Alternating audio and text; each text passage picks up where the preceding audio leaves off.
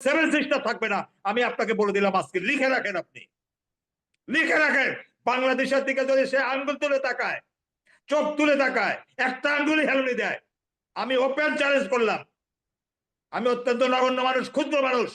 আমরা যতটুকু লেখাপড়া বা অ্যানালাইসিস করার চেষ্টা করি, মনোজগৎ মানুষের বোঝার চেষ্টা করি, এই প্রজন্মের মানুষ হিসাবে আমি তো বলছি, শুধু একটা আঙ্গুলের হেলনি বা আঙ্গুলের তর্জনীয় যদি উঠে, একটা চোখের ইশারাও যদি উঠে, ভারতের সেভেন সিস্টার থাকবে না।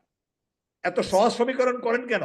বাংলাদেশের মানুষ আজকে ইউনাইটেড, বাংলাদেশের ছাত্র সমাজ আজকে একত্রীভূত, বাংলাদেশের রাজনৈতিকরা আপনি এই বিচ্ছিন্ন দুই একটা কথাতে আপনি ভুলে গেছেন বা আপনি মেনে যাচ্ছেন সবাই ভারতের মানে আগ্রাসনের ভয়ে তটস্থ।